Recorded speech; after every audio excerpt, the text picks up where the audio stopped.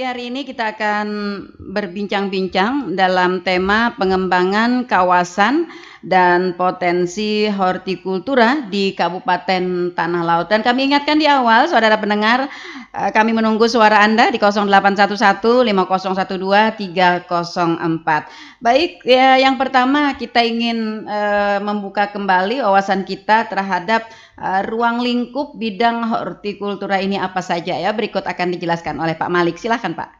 Terima kasih Ibu Nelly. Alhamdulillah Dinas Tanaman Pangan, Hortikultura dan Kebudayaan Kabupaten Laut mendapat waktu untuk menyampaikan program-program kegiatan khususnya untuk bidang hortikultura. Jadi untuk bidang hortikultura ada 4 kelompok komoditas yang menjadi tanggung jawab kami untuk dikembangkan. Pertama kelompok buah-buahan. Itu bisa melon, nangka, semangka, semua jenis buah-buahan. Kemudian kelompok sayuran dan tanaman obat. Kemudian yang terakhir tanaman hias. Tanaman hias. Ya. Iya, jadi ada 4 ya Pak ya, buah-buahan, sayur-sayuran, tanaman obat ya, tanaman obat dan tanaman hias. Yang termasuk nih kadang-kadang kita agak tidak bisa memilah ya. Dikira nih semua dari tanaman itu termasuk di hortikultura ya, ternyata ada pemilahan-pemilahannya saudara pendengar. Nah, bagi Anda nih yang punya tanaman dari 4 jenis ini, nah ini akan bersentuhan dengan bidang hortikultura ya. Menyebutnya pun Pak, hortikultura ini agak-agak susah. Iya, agak-agag susah gitu. Makanya kalau teman-teman biasanya kalau pengen cepat mau dinas mana, dinas pertanian gitu ya Pak. Sudah selesai ya. Iya, selesai. Iya, simpel. Iya. Baik saudara pendengar, sejauh mana kita mempunyai potensi ya terhadap pengembangan kawasan yang berkaitan dengan hortikultura ini Pak di Kabupaten Tanah Laut. Luas kawasan hortikultura di Kabupaten Tanah Laut berdasarkan RT RW Kabupaten Tanah Laut ini masih tahun 2016 sejumlah 786 hektar. Itu tersebar ya Pak? Ya, di 11 kecamatan. Kalau melihat perkembangan terakhir, ini sudah jauh bertambah. Ya. Salah satu contohnya untuk Kecamatan Bati-Bati di RT RW kita masih 13 hektar. Padahal kondisi real di lapangan ini sampai ratusan hektar. Contohnya di Desa Sambangan untuk papaya aja 30 hektar lebih. Di desa lain Kecamatan Bati itu hampir 100-an. Jadi untuk itu RT RW ini ya perlu ada perbaikan. Update lagi ya, update lagi mungkin. Iya. Apa Pak yang menjadi indikator ketika kawasan itu dijadikan sebagai kawasan pengembangan hortikultura? Kabupaten Tanah Laut alhamdulillah telah memplot wilayah-wilayah berdasarkan potensi tadi, kemudian ya potensi itu dalam artian agroekosistem, agroklimat dari yang mendukung pertumbuhan tanaman hortikultura, kemudian kebiasaan, kebiasaan penduduk tersebut dalam melaksanakan budidaya hortikultura. Salah satu contohnya untuk Desa Pemalongan. Kalau Bahari kan terkenal Desa Pelombokan. Iya betul. Di situ banyak petani, banyak masyarakat bertanam lombok atau cabai. Kemudian didukung dengan kondisi tanah, iklim, kelembaban, sehingga untuk bertanam lombok khususnya sangat cocok. Itu salah satu kriteria kita untuk menentukan suatu daerah itu dikelompokkan dalam satu kawasan. Ya, hortikultura. Kemudian Kabupaten Tanah Laut juga telah memiliki SK Bupati nomor 188-626/KUM-2020 tentang penetapan kawasan pengembangan aneka cabai dan durian unggul lokal di Kabupaten Tanah Laut. Jadi ini untuk memperkuat kita dalam melaksanakan program-program kegiatan di bidang hortikultura di Kabupaten Tanah Laut. Oh, iya.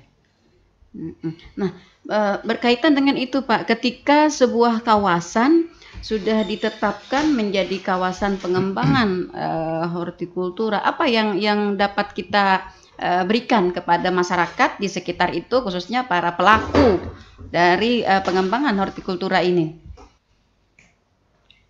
Pemerintah pusat khususnya Kementerian Pertanian dalam arah kebijakan pembangunan hortikultura salah satunya adalah meningkatkan produktivitas, daya saing dan untuk kesejahteraan petani. Jadi untuk mencapai tersebut ada strategi pengembangan hortikultura, salah satunya dengan pengembangan kampung hortikultura.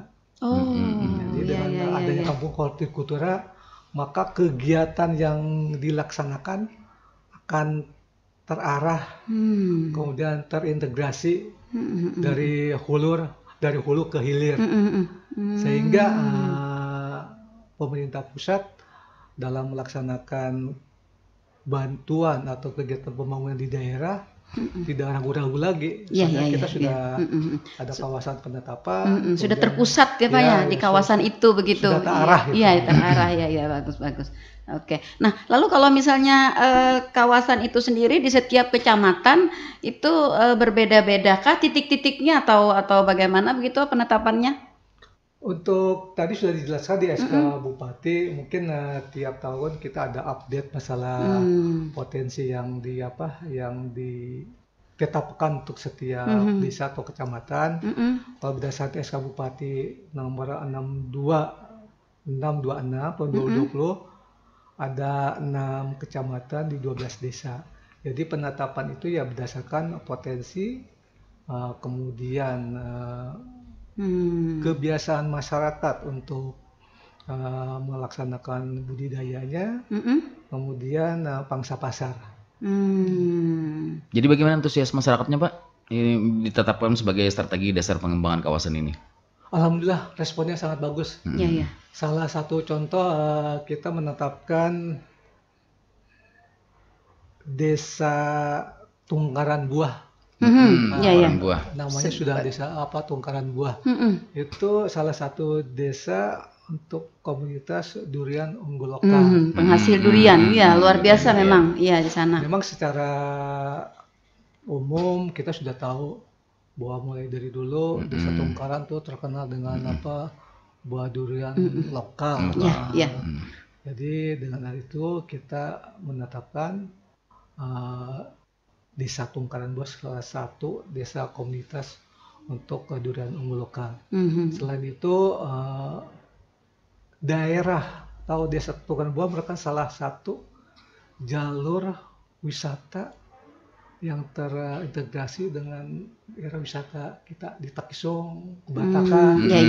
Iya betul. Jalur Pak ya.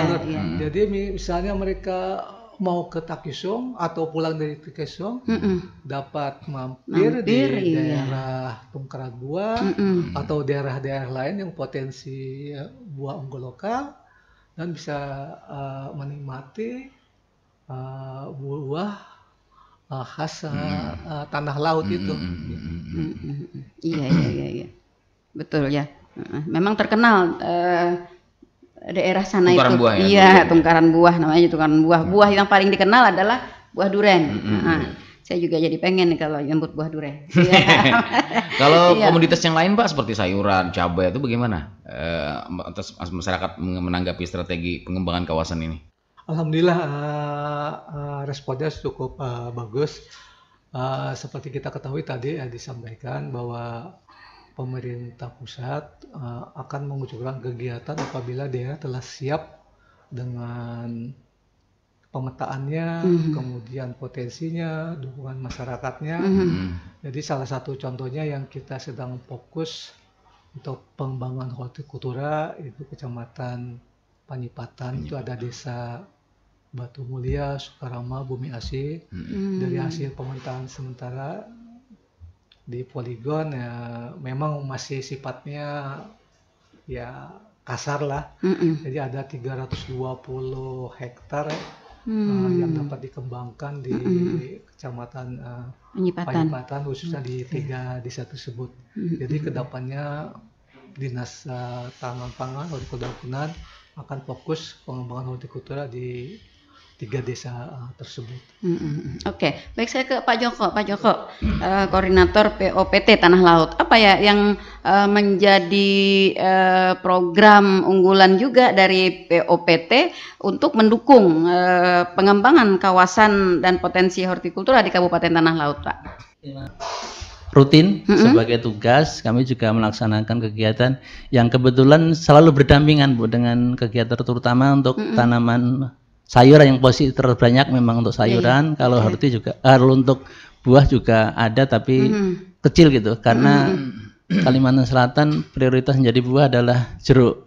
Jadi kebetulan di Tanah Laut kurang begitu kembang. Jadi kami sudah mencoba untuk ini nanti arahnya ke mulai jeruk mulai tahun ini ya Pak ya. Tahun kemarin sudah ada.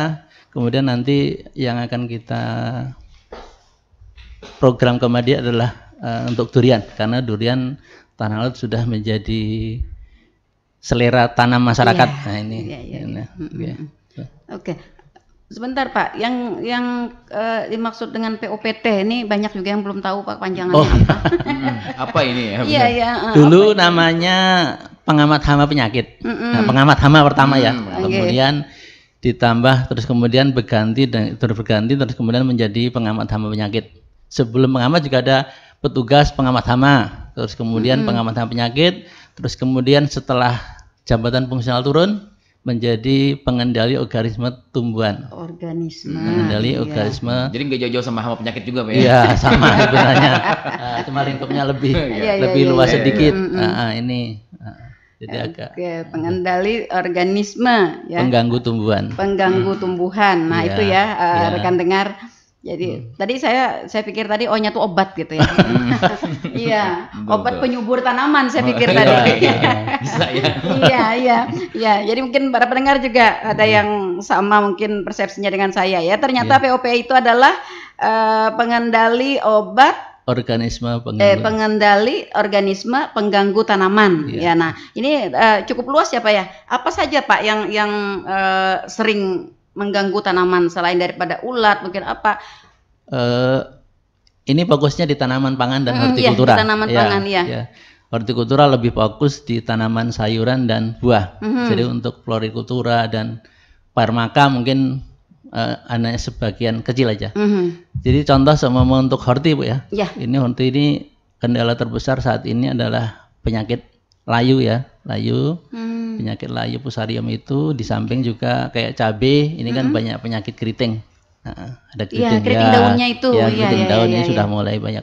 Jadi banyak pemicunya juga di sana.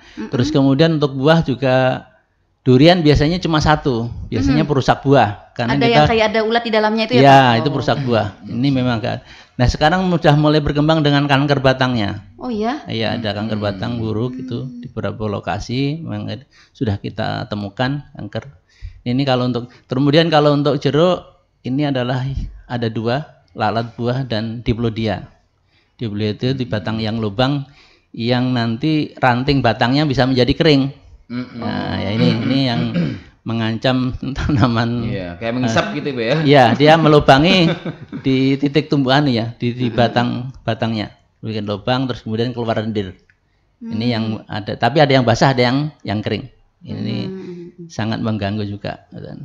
Ya. Apakah di setiap wilayah, di setiap titik itu pengganggu tanamannya ini berbeda-beda atau memang dia bermusim, misalnya apa ini musim pengganggunya misalnya ulat-ulat gitu semua atau bagaimana kondisinya? Kalau ini kan sangat terkait dengan ekosistem, Bu. Jadi kalau semua pada musim ini ya, musim hujan seperti ini mungkin lalat buah kurang. Ya karena memang bukan masanya. Tapi terus kemudian nanti kemarau, biasanya musim kemarau justru lebih banyak, terutama mungkin kutu putih, kutu kebul ya, yang sering mungkin hinggap di daun-daun bunga ibu di depan rumah. Nah ini kemarau lebih banyak. Terus kemudian kalau ada tanaman buah, ini kan sedang berkembang jambu kristal.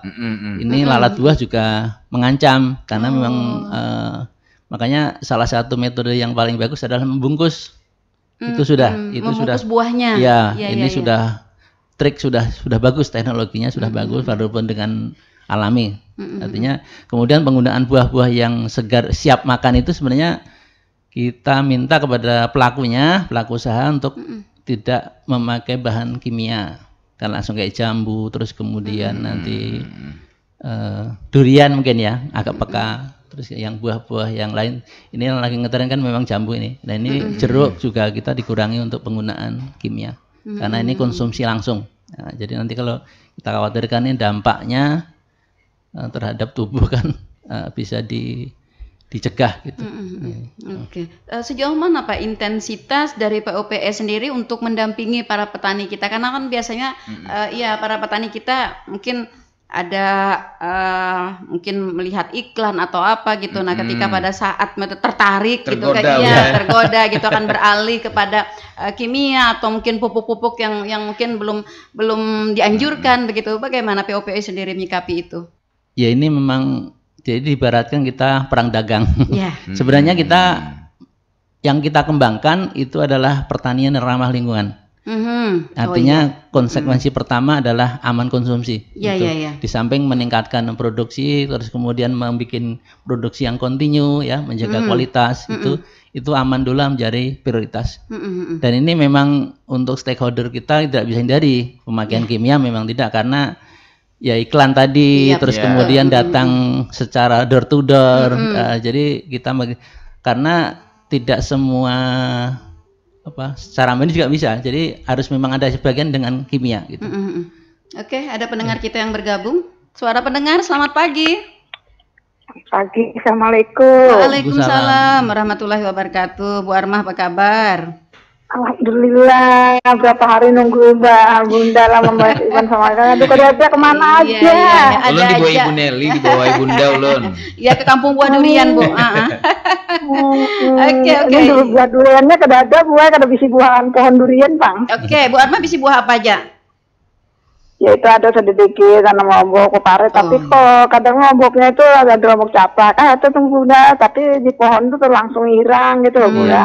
Oke. Kalau peparenya tuh langsungnya kuning gitu, kayak awalnya supaya tuh Bunda lah. Oke. Itu aja Bunda. Kenapa kalau kayak lombok itu ya cabai itu kalau langsung hitam-hitam itu di pohonnya gitu loh. Iya. Nakas bener aja, Oke. Iya itu nanam kesan seorang-seorang tuh Bunda sayang nggak ada jadi apa-apa gitu nah. Jujur benar nggih. Oke, sudah bisa dimengerti ya, salam semangat semuanya lah, sehat semuanya. Amin. Iya. Makasih banyak, makasih Pak Bunda sama Bapak yang ada di sana.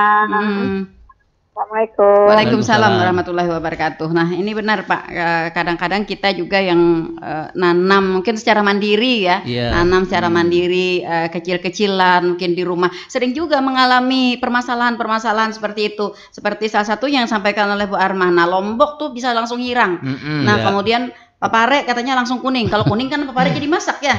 Iya. Ini bisa dijelaskan Pak Malik atau Pak Joko? Oke, Joko silakan. Jadi pare itu memang buah yang sangat disenangi oleh lalat buah. Jadi lalat buah itu di ujung buritnya itu, ya jadi yang punya stirat justru yang perempuan bukan laki-laki. Yang punya senjata malah yang perempuan. Tujuannya adalah untuk menusuk buah, kemudian menaruh telur.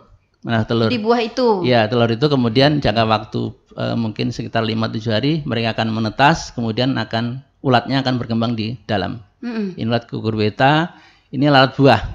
Jadi pencegahannya memang kalau jumlahnya sedikit itu lebih baik dibungkus dengan es plastik, biasanya ukuran 9. Itu kan karena kadang buah yang bibit pare, benih pare yang dijual di pasar itu kelasnya sudah kelas hibrida, kelas besar ya. Jadi plastiknya juga harus besar. Itu salah satu jalan yang paling efektif apabila jumlah populasinya sedikit, jumlah tanamannya. Kemudian bisa juga dengan menanam tanaman perangkap. Kalau kita menghindari kimia, tanaman perangkap yang paling tertarik lalat buah adalah dengan selasih.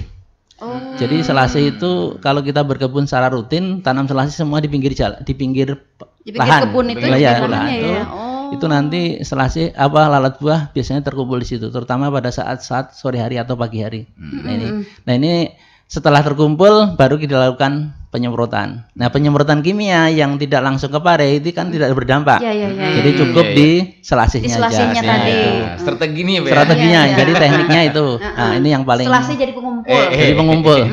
Bisa juga kita menyemprot dengan asap, melakukan pengasapan bisa, karena lalat buah tidak tertarik dengan asap. Jadi memang pengasapan itu untuk semua pengendalian hama yang prosesnya adalah bertelur di dalam, baik durian, mungkin baik nangka, mangga, itu adalah dengan pengasapan. Jadi sebenarnya membakar semak kecil pada waktu pagi sebenarnya tidak, kan hanya posisinya sedikit aja, yang penting asap itu. Iya, asal jangan bakarannya. Jangan nanti didatangi BPBD.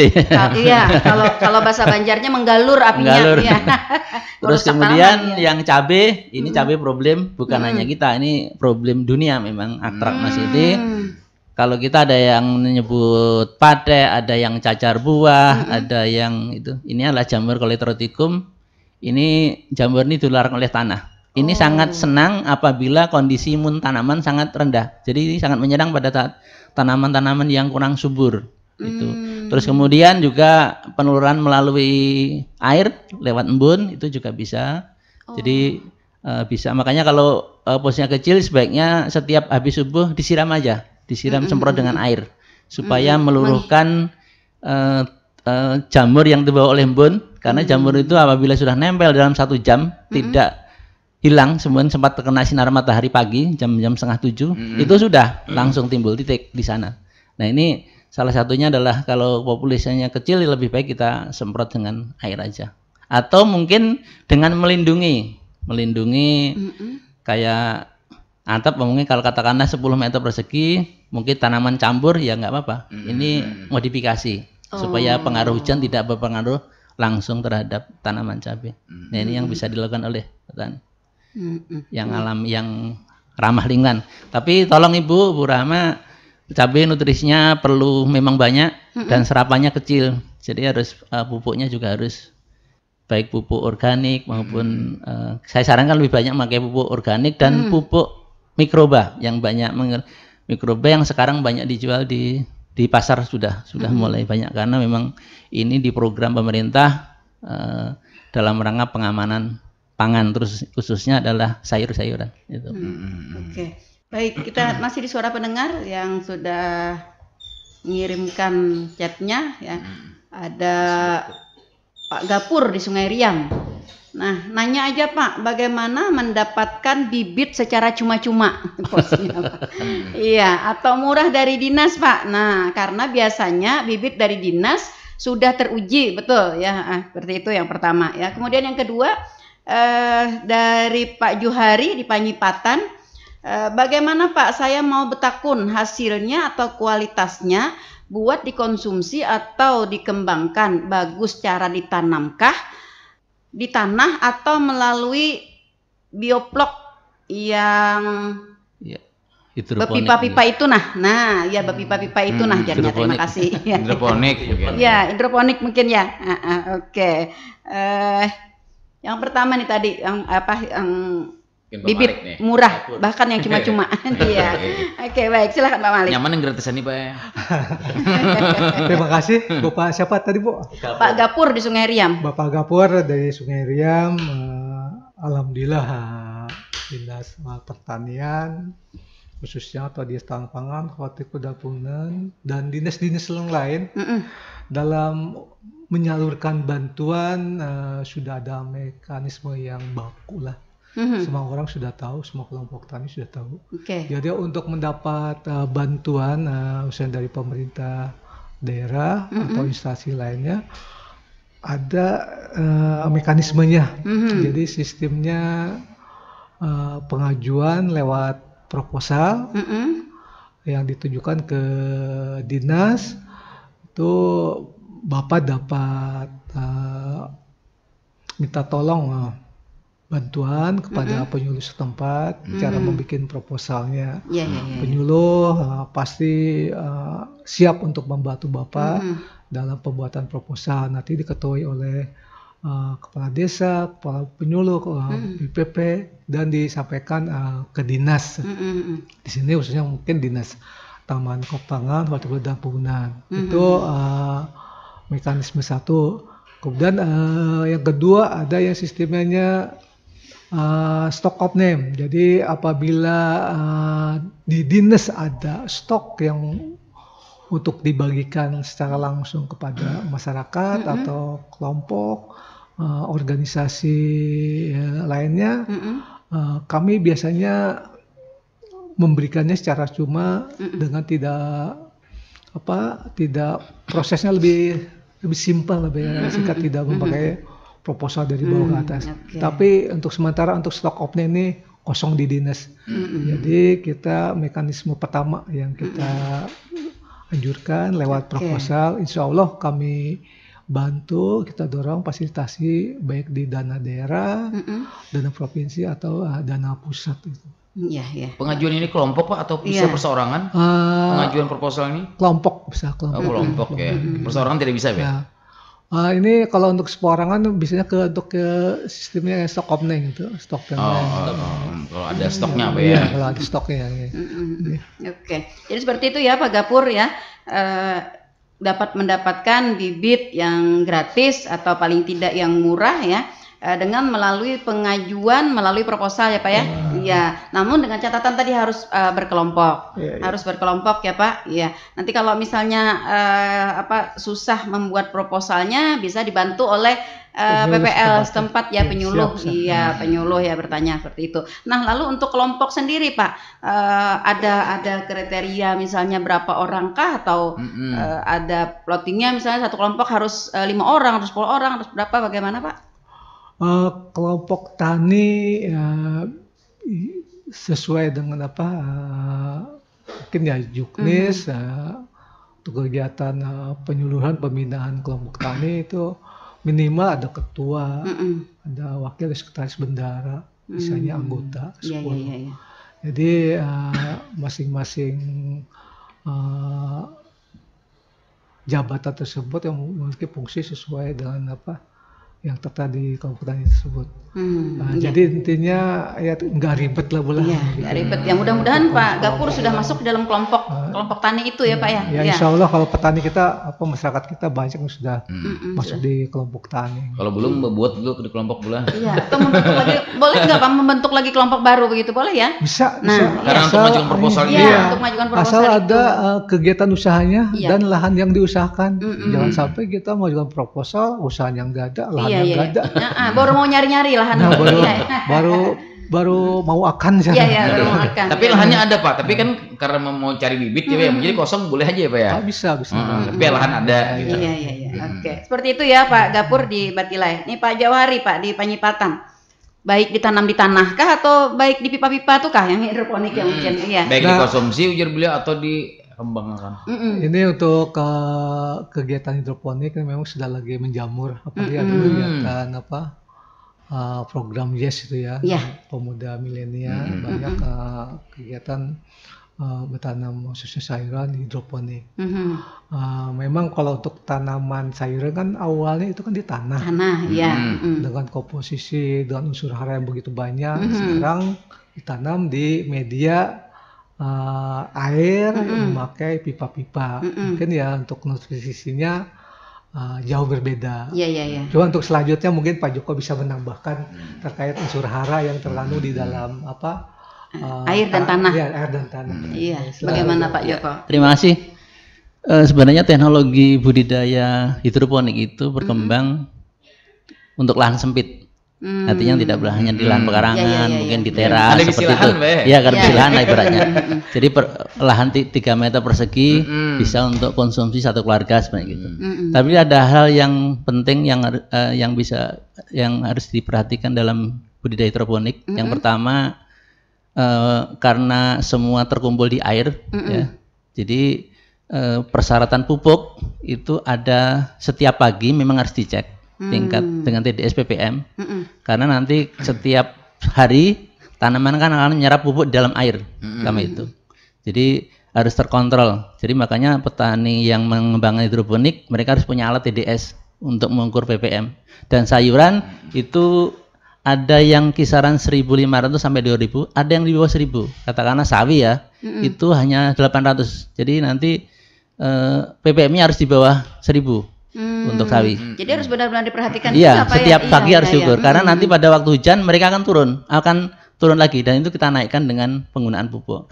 Tapi sekarang pupuk untuk budidaya hidroponik kan sudah banyak dijual. Itu kalau di Pelihari ini di muka kantor camat Pelihari itu ya. Itu. Terus kemudian airnya harus kontrol karena kandungan airnya harus rendah. Jadi airnya harus betul-betul dari sumur. pH-nya yang diukur dulu, pH-nya memang harus mungkin sekitar 4 sampai 5. Katakan kalau bisa dinaikkan. Karena apabila nanti rendah, itu perumnya, zat besinya akan terserap oleh tanaman. Ini resikonya. Karena tidak punya tidak punya pengaman. Kalau tanah kan punya pengaman. Nah, ini bedanya. Nah, ini. Itu aja mungkin yang agak mungkin dilebihkan. Ada kontrol gitu. Iya. Berkaitan dengan apa pertanyaannya tadi, untuk dikonsumsi Pak, apakah lebih baik sayuran yang ditanam di tanah atau sayuran yang hidroponik? Ini soalnya kalau harganya kan lebih mahal yang hidroponik ya. Iya. Ini bagaimana? Bersih dilihat. Iya. Makanya dari perilakunya. Sebenarnya hidroponik itu tidak, kalau sampai sekarang mungkin belum dimasukkan ke golongan organik. Karena organik syaratnya harus tumbuh di tanah. Karena tanaman juga tidak bisa menyerap kandungan, tapi di dalam tanaman sendiri itu biasanya ada bakteri endofit, yang bakteri harus masuk ke dalam jaringan tanaman. Itu yang harus menjaga di sana. Kalau di air kan nggak ada. Kalau di tanah mereka ada. Memang lebih sehat di tanah, asal tanahnya juga bagus sesuai SOP-nya. Nah itu. Tapi karena itu kepentingan yang sempit, semua kayak di teras, bisa. Makanya dulu sebenarnya sebelum hidroponik itu ada tanaman pot. Pot itu maksudnya ya mungkin seperti ember ditaruh atau di polybag. Di polybag aja sebenarnya lebih sehat itu sebenarnya. Tapi karena perkembangan teknologi, nah ini akhirnya berkembang hidroponik dan menjadi program Pak ya, pengembangan untuk hidroponik. Kalau saya pribadi sebenarnya lebih sehat di tanah karena kandungannya lebih lengkap. Kalau di air kan hanya input kita aja. Itu. Bahkan kalau pernah kita lihat Bu ya, lahannya luas Pak, tapi hidroponik semuanya. Karena mereka pengen panen banyak kan. Dan biasanya hidroponik itu lebih mereka sejenis greenhouse. Tertutup, bukan diterbuka. Nah, itu yang menjadi anggapan dari masyarakat kita, kalau hidroponik karena dia tertutup gitu ya, tidak ada unsur tanahnya, sehingga mereka menganggap hidroponik itu lebih aman. Ya, lebih aman untuk dikonsumsi ya. Nah, kelihatan juga kalau hidroponik itu Pak, kelihatan agak menggoda selera juga gitu ya. Karena memang karena greenhouse itu kan tidak ada serangga masuk. Nah, itu jadi serangga tidak masuk sehingga kerusakan oleh hama itu hampir-hampir tidak ada. Berbeda dengan tanaman. Diminimalisir ya di situnya. Sehingga juga penggunaan obat-obat atau bahan-bahan pengusir hama juga agak berkurang gitu ya Pak ya. Iya. Sebenarnya bisa juga pipa itu diganti dengan tanah juga bisa. Jadi yang biasanya air kan bisa juga diganti dengan tanah juga nggak apa-apa, sama aja. Kalau pengen agak santai sedikit gitu, tidak ngontrol tiap hari. Kalau air memang harus dikontrol tiap hari. Airnya diganti Pak, karena kan biasa harus berjalan dengan mesin ya Pak ya. Ya, ppm-nya harus diukur di induknya. ppm-nya. Harus pengukuran aja setiap hari. Di apalagi ada kontaminasi air hujan kan, kontak air keluar itu harus diukur. pH-nya bisa berubah ya. Oke. Baik, begitu ya Pak Jauhari di Penyipatan ya. Mungkin kalau saya ambil kesimpulan dari yang tanaman di tanah dengan tanaman yang di media air sebenarnya sama-sama aman ya Pak ya. Sama-sama aman ya, tergantung dari penanganan gitu kan Pak ya. Iya, sama-sama aman tergantung dari penanganan. Kalau di air itu penanganannya lebih intensif ya, karena ada beberapa hal-hal yang harus diperiksa tadi seperti pH air. Nah, kemudian kalau di tanah juga kita harus teliti juga karena tanah kan juga merupakan sarang dan medianya penyakit dan pengganggu tanaman juga ya. Nah, jadi seperti itu ya. Sebenarnya sama-sama aman. Oke, baik, saya ke Pak Malik lagi. Pak Malik, dalam rangka kita mengembangkan kawasan atau potensi hortikultura ini, apa program yang unggulan atau inovasi yang kita lakukan saat ini? Untuk tahun 2023, alhamdulillah kita dapat sokongan dari pemerintah pusat lewat APBN TP, tugas pembantuan, kemudian dari Dinas Tanaman Pangan dan Hortikultura Provinsi, dan dari pemerintah daerah Kabupaten Talaut. Jadi program yang sedang kami galakan yaitu pengembangan bawang merah. Jadi di Tanah Laut untuk APBN kita dapat 10 hektar.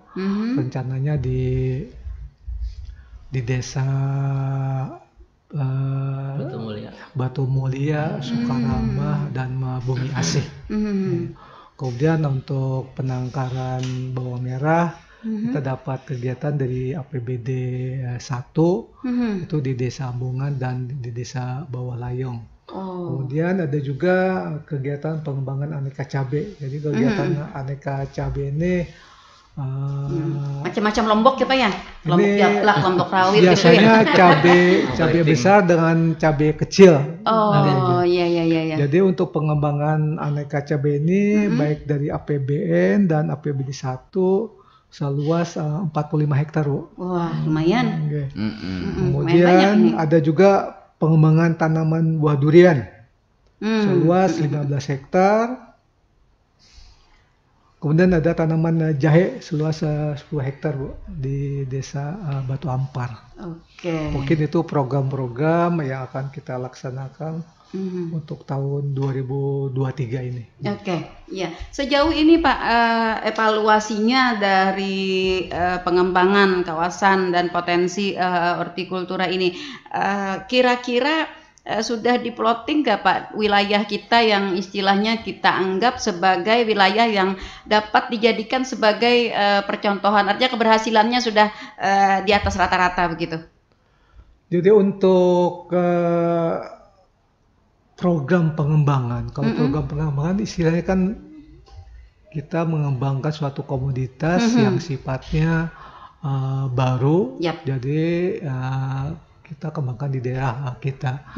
Memang untuk kayak pengembangan bawang merah kita sudah 5 tahun berjalan. Dari sekian hektar ini memang baru berapa hektar, beberapa petani yang sudah dianggap berhasil.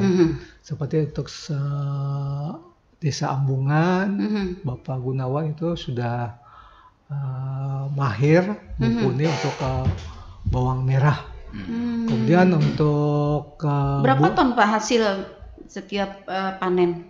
Untuk bawang merah yang hasil terakhir, Pak Gunawan tuh tanamnya 6 borong, hasilnya sampai 3 ton.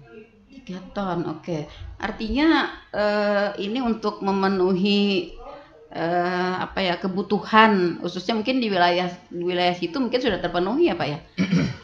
Memang untuk kebutuhan untuk daerah Ambungan ya cukup dengan jumlah besaran tersebut. Cuman untuk yang memang tanah laut kita akui pengembangan bawang merah yang sudah 5 tahun ini belum sampai ke arah swasembada begitu Pak ya? Tapi kami yakin dengan program kegiatan yang didorong oleh beberapa pusat, pemerintah provinsi maupun daerah, suatu saat tanah laut dapat swasembada bawang merah. Iya, karena bawang merah ini memang sangat dibutuhkan juga ya, khususnya oleh ibu-ibu. Ya, masak itu kalau nggak pakai bawang merah rasanya pasti kurang nyaman. Ya, lebih banyak bawang merahnya katanya lebih nyaman. bumbunya Bu ya. Iya begitu. Nah lalu bagaimana Pak kita menggerakkan masyarakat kita khususnya kelompok-kelompok tani untuk dapat menanam bawang merah mungkin secara banyak, secara besar-besaran gitu Pak.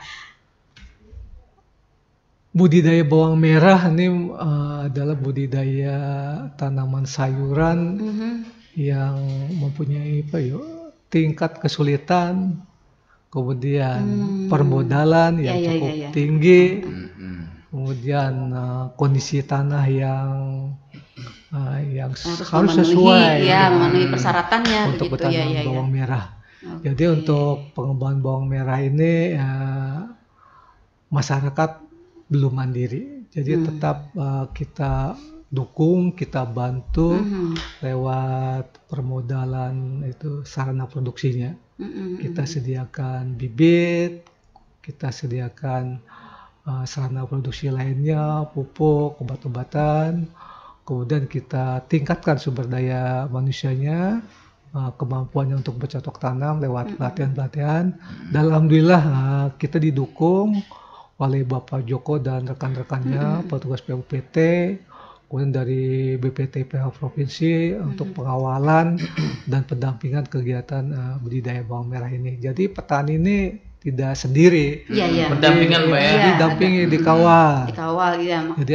Jadi kami ini sangat berterima kasih kepada Bapak Joko dan jajarannya yang telah selama ini setia, siap untuk membantu mendukung kegiatan pengembangan bawang merah ini. BIMTEK-nya juga sudah ada Pak ya? Siap, sudah itu. Oke. Dan ini bersifat stimulan Pak? Sementara ini untuk tanah laut di kabupaten lainnya sistem stimulan ya, memang tidak bantuan pool itu ada yang bantuan yang ada yang sana produksi yang harus disiapkan oleh masyarakat juga. Bawang merah itu ditanam berapa lama Pak baru bisa panen? Untuk pengembangan, jadi untuk pengembangan khususnya untuk bawang merah dijadikan untuk konsumsi sekitar 60 hari, tapi 55 hari sudah bisa juga dipanen. Lalu hasilnya Pak, kualitas bawang merah kita dapatkah bersaing dengan kualitas bawang dari luar Pak? Alhamdulillah, jadi alhamdulillah petani kita mungkin karena sudah beberapa kali bertanam bawang merah, mereka dapat menyesuaikan apa yang dihendaki oleh bawang merah dalam pertumbuhannya. Jadi pupuk, perlakuan, obat-obatan, mereka sudah dapat memenuhi untuk persyaratan bawang merah.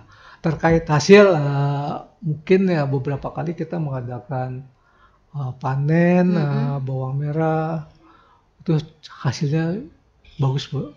Kada bersalah, kada salah lawan kada kalah sama dengan bawang luar merah. Artinya ketika di pasaran gitu kan, artinya disanding antara bawang merah produksi kita dengan bawang merah dari luar begitu, artinya tidak ada perbedaan begitu. Ya begitu ya Pak ya. Kalau baik mungkin besarannya mungkin atau rasanya gitu. Kalau bawang merah hasil di tanah laut yang sudah dipasarkan tuh kurang bawangnya lah Bu ya. Jadi masyarakat sudah menerima. Kalau pian pas ke pasar melihat bawang pian tabunggas segar, tercerah, itulah bawang itu bawang kita. Bawang kita Bu ya. Iya. Nah itu ya ibu-ibu. Soalnya kan kita dekat dengan dekat dengan produksinya, tempat produksinya, jadi belum ada, tidak sampai lama gitu ya, masih segar-segar, tidak lewat truk gue, tidak lewat truk, tidak lewat kapal. Kalau masa rasa kepedasan sama aja boy. Iya, jadi seperti itu ya di masyarakat kita nanti artinya tidak ada perbedaan, malah lebih segar ya Pak ya, lebih segar bawang yang dari kita karena dekat dengan lahannya ya, sehingga kondisinya ya masih segar-segarnya ya yang dijual di pasaran gitu Pak ya. Iya, siap. Nah, yang dijual di pasaran ya. Jadi ibu-ibu jangan khawatir. Kalau misalnya bawang merah ini Pak dipanen, tadi kan ada penanaman, kemudian ada penangkaran begitu Pak ya. Nah, setelah dipanen itu apakah ada mungkin memilih bibitnya yang untuk ditanam lagi atau memang harus melalui penangkaran yang khusus? Petani kita selain ada kegiatan pengembangan bawang merah, jadi tujuan untuk konsumsi, ada juga penangkaran. Jadi memang ada kelompok, ada petani yang sudah jadi bisa memilih dua ya Pak ya? Ya sudah kami arahkan untuk penangkar, gitu. Khususnya hasil nanti jadi bibit bawang merah. Jadi dalam kegiatan penangkaran bawang merah atau tanaman lain sudah ada perlakuan khusus pada saat pengolahan lahan, jarak tanam, waktu tanam, penanganannya beda. Memang ditujukan khusus untuk penangkaran, beda dan untuk konsumsi. Memang ada sebagian kalau yang sudah mumpuni, mahir di samping melaksanakan kegiatan pengembangan untuk konsumsi, ada beberapa balur lah, bulutan yang khusus untuk bibit, sangat bibit ya. Karena paritas, apakah ini karena paritas Pak? Karena biasanya ibu-ibu kalau di pasar itu ngambil yang besar-besar Bu. Iya, memang senang yang gonal-gonal. Apakah ini karena mungkin perawatan yang berbeda atau memang ada bibitnya untuk Itu paritas itu Pak. Paritas ya.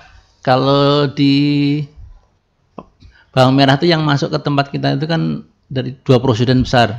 Jadi Nganjuk itu sebagian besar Bima Brebes, kemudian dari Bima. Bima. Tapi lebih banyak didominasi oleh Bima, dan ibu emang lebih senang yang bawang merah yang gendut. Itu yang Super Philip, Super Philip. Dan itu kita jarang mengembangkan Super Philip memang. Kita lebih baik ukurannya kecil. Karena memang penangannya agak lebih sulit, dan kita mungkin petani belum menemukan iklim yang pas benar untuk budidaya itu, walaupun kita pernah sudah mencoba sebenarnya berhasil, tapi karena iklim kita ini kan curah hujannya lebih tinggi dibandingkan dengan daerah Bima, jadi tingkat kerusakannya agak besar, karena mungkin ketahanannya dengan penyakit mungkin lebih menang di Brebes gitu. Tapi sebenarnya kita sudah mencoba beberapa varietas sebenarnya. Kita ini kan sudah 3 varietas yang ditanam di tanah laut. Bima Brebes, ada Tajuk, juga Super Philip ini sebenarnya. Dan ini juga hasilnya juga cukup lah. Ya memang kalau dibandingkan dengan daerah asalnya, kita memang sisi produksinya kita rendah kecuali titik-titik tertentu. Nah, kata di Ambangan tadi Pak Gunawan, mungkin sudah ada kadang di atas produksi rata-rata, kadang-kadang dia di bawah rata-rata di Jawa gitu. Ini yang apa ya? Ya karena kondisinya kan nggak sama nih iklimnya beda. Suhunya juga beda. Tapi kualitasnya sama ya Pak ya? Kualitasnya sama. Kalaupun beda nggak jauh sebenarnya, mirip-mirip aja sebenarnya. Kalau kita hanya ukurannya yang berbeda. Ibu kalau beli bisa milih-milih nggak? Iya. Yang jelas kalau besar itu mudah dipegang. Tapi juga saya ingin garis bawahi ya para pendengar ya, khususnya para ibu-ibu nih ya. Artinya jangan melihat besarannya. Tapi yang kecil juga tapi hebat gitu ya. Sebenarnya kalau rasa Bu itu menang yang kecil, menang Bima Brebes aslinya. Cuma mungkin karena kita ngupasnya agak banyak. Sebenarnya kualitas kan sisi rasa, ketajaman rasa di masakan sebenarnya menang Bima Brebes itu. Cuma tidak menarik karena warnanya lebih kusam daripada Super Philip, kan lebih cerah kan, kalau itu kurang. Terus kemudian bentuknya kecil, lebih glowing kan kalau Super Philip itu. Jadi menarik. Jadi menarik. Iya. Kadang-kadang ya itu kita biasanya melihat dari tampilan. Ya, makanya dalam kesempatan ini kita juga harus mendalami begitu ya. Jadi harus mendalami. Kita memilih rempah-rempah, sayur-sayuran yang kita ini jangan melihat dari tampilannya ya, tapi kualitasnya gitu ya Pak ya, kualitasnya. Ya. Nah, saya ke Pak Malik. Pak Malik, harapan kita atau tujuan kita di akhir itu Pak untuk pengembangan kawasan dan potensi hortikultura ini kemana Pak arahnya? Arahnya kita ada mimpi besar dari pengembangan hortikultura. Tanah Laut merupakan satu daerah yang sangat potensi untuk pengembangan hortikultura. Jadi kami memimpikan Tanah Laut menjadi salah satu pemasok utama sayuran, baik untuk daerah Tanah Laut sendiri, apalagi sekarang tetangga kita, ibu kota negara IKN itu sedang dibangun. Nanti akan datang beribu-ribu, mungkin berjuta orang dari Jawa, dari luar daerah yang memerlukan konsumsi baik itu sayuran, buah-buahan, betul. tanaman pangan yang sangat besar. Jadi kami mengharapkan tanah laut salah satu pemasok pendukung, penyokong untuk kebutuhan pangan di IKN tersebut. Iya. Jadi ada sebuah tujuan besar yang ingin kita capai ya Pak ya. Iya seperti itu. Nah jadi ini butuh sekali dukungan dan juga kerja keras ya Pak. Ya, bukan hanya dari Dinas Pertanian tentunya ya Pak ya. Nah sekali lagi saya ini Dinas Pertaniannya lebih enaknya ya. Ya. Bukan hanya dari unsur pemerintah begitu ya, tetapi juga kerja keras dari para pelaku ya, para pelaku. Nah satu lagi Pak, kemarin ada titipan saya baru ingat. Nah untuk mengatasi hama katanya nih Pak, ada kawan-kawan yang meracik sendiri gitu, entah dapat dari mana gitu bahan-bahan untuk mengusir hama-hama itu. Misalnya seperti hubungannya dengan kulit bawang Pak. Ya. Nah kulit bawang katanya dapat dijadikan sebagai pengusir hama. Ini bagaimana kebenarannya Pak? Mitos atau bagaimana gitu? Ini sebenarnya bukan mitos Bu, fakta sebenarnya. Jadi kulit bawang karena tapi kapasitasnya dia sebagai pengusir. Oh pengusir ya, karena bukan penyembuh ya? Bukan pengusir, termasuk mungkin kayak bawang daun itu sebenarnya kenapa sebagian harus ditanam di sekitar tanaman karena itu khususnya pengusir kutu kan, jenis-jenis kutu yang banyak lah yang menyebabkan nanti timbulnya keriting salah satu kan, itu bisa diantisipasi dengan bau. Artinya itu diberikan sebelum tanaman kena penyakit begitu iya Pak? Sebenarnya jadi ada tindakan preemptifnya. Jadi memang penyakit itu untuk tanaman sayur itu lebih banyak kita menggunakan sistem preemptif. Jadi secara berkala dengan bahan alami, kemudian diberikan sebelum tanaman itu terserang. Jadi jangan dulu, karena kalau kita menunggu ini biasanya sudah fatal. Nah, biasanya memang sebagian lengah, petani kita itu maunya enggak apa-apa masih aman. Nah, kita ini nggak bisa. Sebenarnya pola ini pola responsif seperti ini memang agak berat, kecuali kalau untuk tanaman padi, jagung itu boleh, tapi kalau untuk sayur lebih baik kita pakai sistem preemptifnya, pencegahannya awal gitu. Iya. Artinya racikan sendiri ini artinya aman ya Pak ya? Iya aman. Soalnya ada juga teman-teman yang meracik dari daun ketapang. Daun ketapang, katanya itu aman Pak ya? Aman. Ya. Sebenarnya bahan pestisida nabati, sekarang pestisida nabati kan sudah banyak dijual. Produk yang pertama sponsori adalah NASA dulu ya, sampai sekarang pun ada. Tapi itu pengelolaannya tidak diracik, tapi di sistem suling, mengambil asapnya, disiling, kemudian baru dipadat. Dan itu lahan lebih lama. Kalau kita yang paling gampang adalah mungkin direbus atau ditumbuk, direndam. Atau direndam, itu aja itu sudah cukup kalau untuk jangka pendeknya. Pengolahan secara kalau orang kampung secara manual kayak gitu Pak. Aman. Jadi masyarakat bisa melakukannya ya Pak ya. Bisa melakukannya. Tapi tetap harus berkonsultasi ya Pak ya kepada petugas lapangan kita begitu ya. Terutama bahan-bahannya. Bahan-bahannya. Mungkin nanti akan ada bahan campuran lain gitu ya. Siapa tahu dibuatin minyak gas soalnya. Untuk mengusir. Untuk mengusir. Ada memang mereka meracik-racik sendiri. Oke. Baik, saya ke Pak Malik Pak. Dalam rangka kita mencapai tujuan besar kita itu tadi Pak, akselerasi kita ini berupa apa Pak untuk menggenjot atau mendongkrak keinginan dari masyarakat kita dan juga kerja keras dari masyarakat kita? Kita dengan stakeholder yang ada, pemerintah daerah, kemudian provinsi, pusat, kita merancang program-program dalam rangka mendukung kegiatan pengembangan hortikultura tersebut. Kemudian untuk sifatnya gerakan yang lebih nyata, responsif, kita ada inovasi, Bu. Jadi ada inovasi gaspol. Jadi ini khusus hortikultura, jadi banyak inovasi di Dinas Pertanian.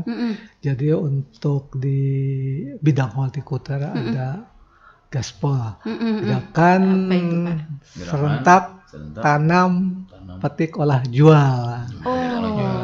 Jadi kita menggerakkan masyarakat untuk melakukan kegiatan budidaya khususnya sayuran di lingkungannya, lingkungan pekarangan, kemudian lahan-lahan yang tidak yang sementara belum dimanfaatkan, kita adakan gerak gaspol ini dengan bantuan sarana produksi. Nanti ada bantuan bibit cabai ya, di polybag. Jadi dengan adanya gerakan ini masyarakat kita lebih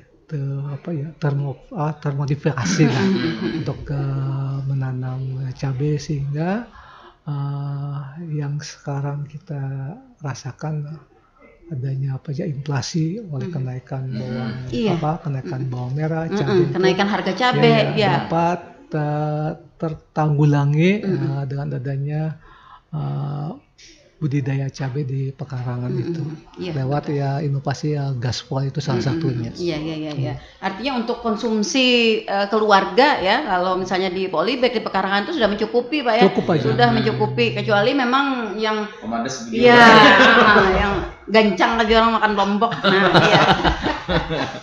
iya. Sehingga ketika cabai ini sering sekali ya Pak ya turun naik harga begitu ya. Sehingga ini kayak mengguncang juga kepada stabilitas. Iya, apalagi ini mendekati emang bulan puasa itu harus makan cabai gitu. Iya, tapi kalau yang sudah terbiasa katanya kalau nggak pakai cabai kurang lengkap gitu ya. Nah, kita berharap ke depan kita akan dapat memenuhi kebutuhan masyarakat kita sendiri melalui produksi dari kita sendiri begitu Pak ya. Ya, harapannya ke depan. Dan yang lebih besar lagi juga karena kita akan menjadi daerah penyangga IKN ya, jadi jangan khawatir bagi kawan-kawan atau para pendengar kita yang membudidayakan ya tanaman di hortikultura ini untuk tetap bersemangat, untuk tetap mengembangkan ya Pak ya, karena harapan ke depan ini sangat luar biasa. Baik, karena waktu kita sudah berada di penghujung Pak, tapi sebelum kita tutup saya ingin statement closing dari Pak Malik, silahkan Pak. Perubahan pola konsumsi masyarakat sekarang sudah mengarah kepada konsumsi buah-buahan lebih besar, baik itu orang tua, apalagi sekarang yang milenial gitu untuk konsumsi buah semakin tinggi. Banyak olahan yang berbahan baku dari buah-buahan. Tetapi alangkah baiknya kita memanfaatkan buah lokal, buah lokal yang asli tanah laut, karena memiliki keunggulan. Pertama, keunggulan rasa tidak kalah dengan buah dari Jawa. Luar, ya. Kemudian dari segi kesehatan, kita dijamin insya Allah tidak ada pengawet. Mohon maaf kalau buah-buahan segar dari luar negeri, dari Cina itu pasti ada pengawetnya. Iya, karena kita tahu jauh kan ya berjalan sampai ke sini. Kemudian tingkat kesegaran, karena kita petik di wilayah sendiri, nyata itu adalah buahnya lebih segar. Mungkin itu penutup kami. Jadi daripada kita mengkonsumsi produk dari luar, kita lebih baik kita konsumsi produk yang dihasilkan oleh petani, masyarakat tanah laut sendiri. Terima kasih. Oke, baik para pendengar, seperti itu ya gerakan-gerakan atau program-program dan inovasi-inovasi dari pemerintah kita dalam rangka untuk mengembangkan kawasan dan potensi hortikultura di Kabupaten Tanah Laut. Dan harapan kita nanti kita akan menjadi pemasok utama dari sayuran Kalimantan Selatan dan juga penyedia besar ya sebagai daerah penyangga IKN ya, Kabupaten Tanah Laut ya. Jadi ada titik yang sudah cerah ya di ujung sana begitu Pak ya.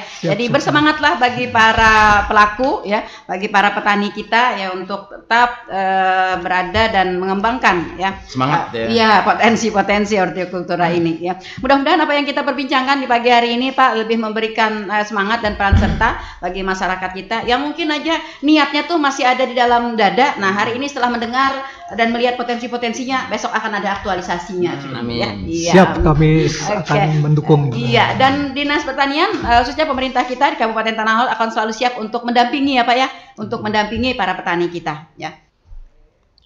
Ya, sampai di sini jumpa kita di program Tanah Laut Menyapa edisi hari ini, Kamis 16 Maret 2023. Terima kasih kepada Pak Malik, kemudian Pak Joko juga. Terima kasih sudah bersama-sama di kesempatan pagi hari ini. Dan terima kasih juga kepada para pendengar yang sudah berkontribusi bersama kami dan para pendengar yang sudah setia stay tune di 102,3 RPPL Radio Tuntung Panang FM, radio berinteraksi untuk pembangunan Kabupaten Tanah Laut. Mohon maaf